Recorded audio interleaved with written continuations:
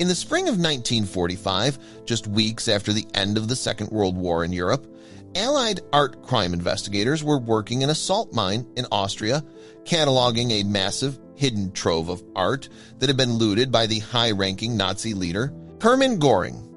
Among the priceless treasures, they found a stunning, previously unknown masterpiece, a painting believed to be by the legendary Dutch master, Johannes Vermeer. They traced the sale of this painting, a Dutch national treasure, back to an art dealer in Amsterdam named Han van Meegeren. He was immediately arrested and charged with treason, a crime punishable by death. The case seemed simple. He was a collaborator who had sold his nation's cultural heritage to the enemy. But in his prison cell, van Meegeren offered an impossible, almost laughable defense. He claimed that the painting was not a priceless 300-year-old masterpiece. It was a fake.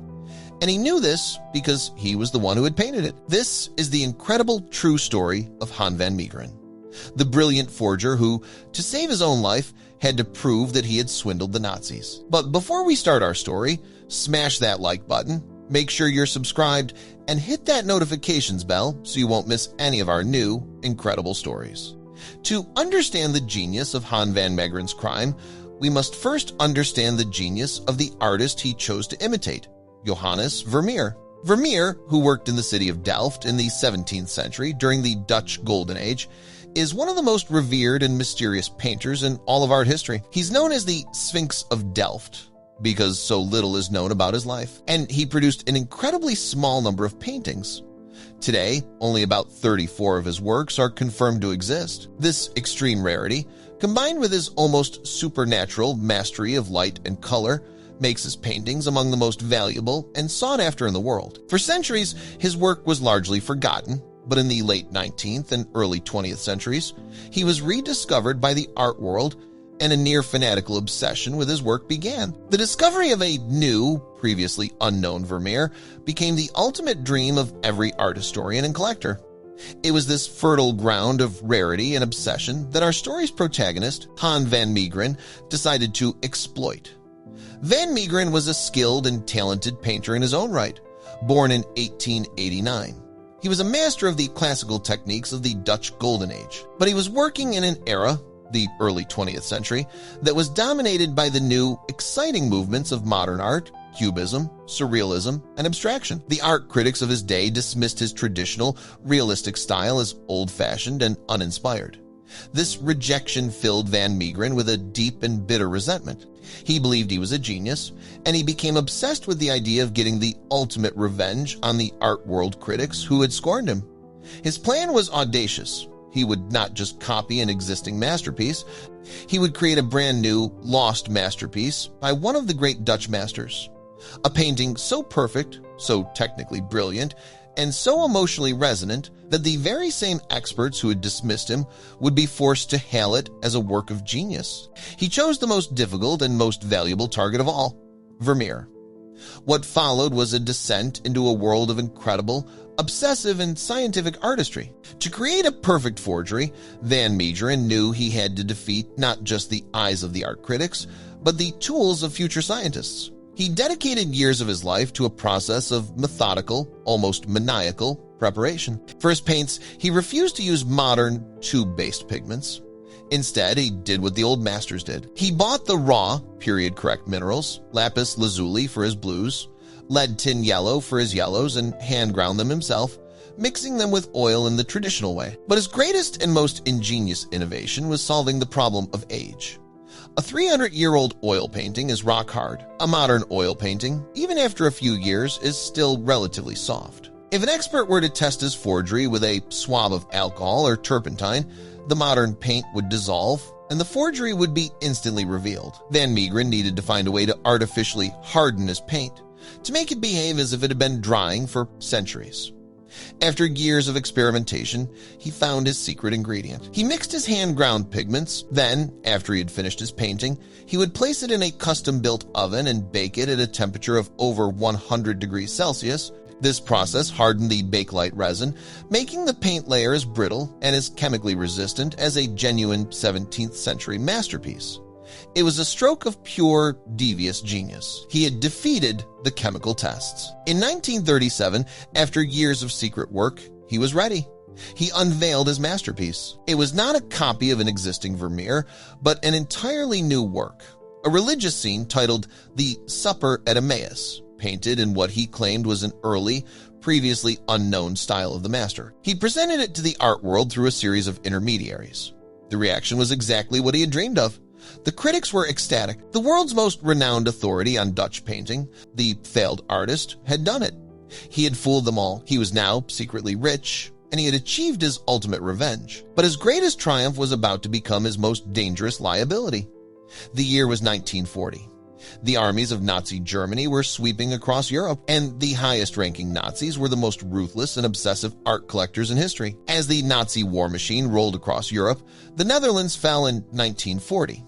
This new reality presented both a grave danger and a perverse opportunity for Han van Meegeren. His secret wealth made him a target, but his incredible forgeries, now believed by the world to be genuine masterpieces, were the ultimate currency in a world of chaos. And the most powerful and ruthless art collector in the Third Reich, the Reichsmarshal Hermann Göring, had taken notice.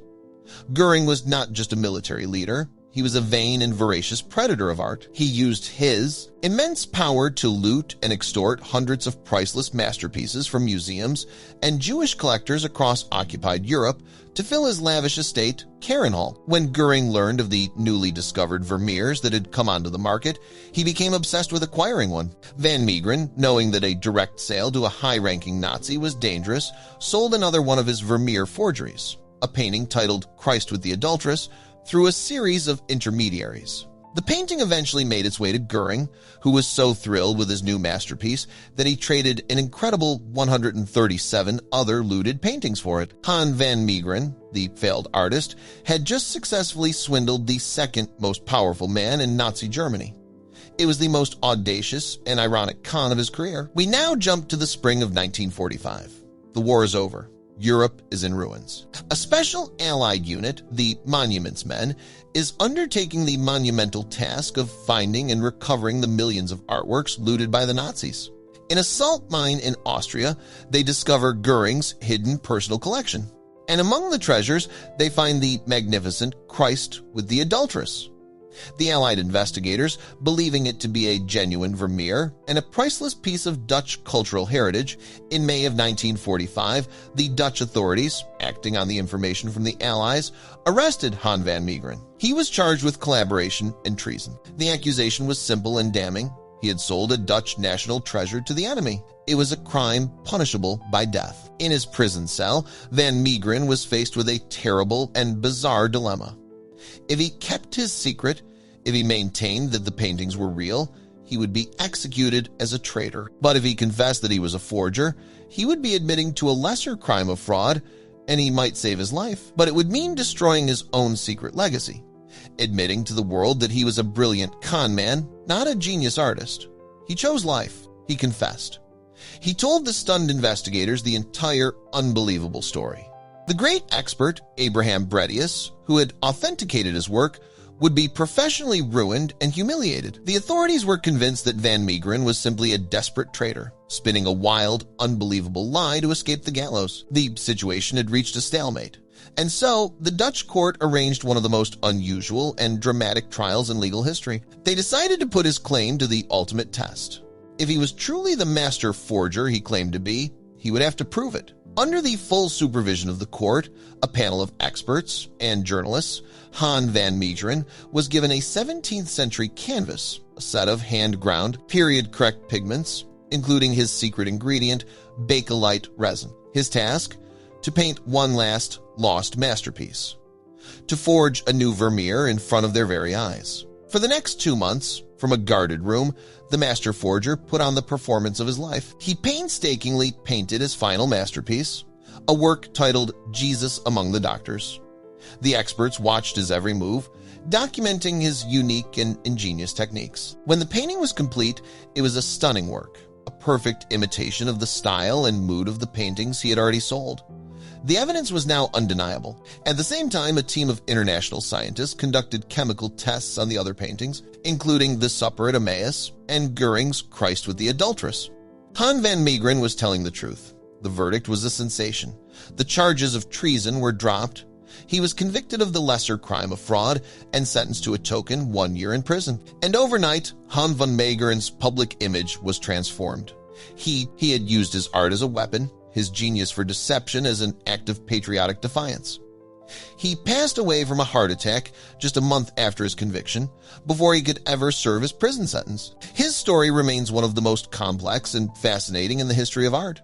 A tale of a man whose lifelong quest for revenge on the critics who scorned him accidentally turned him into a national hero.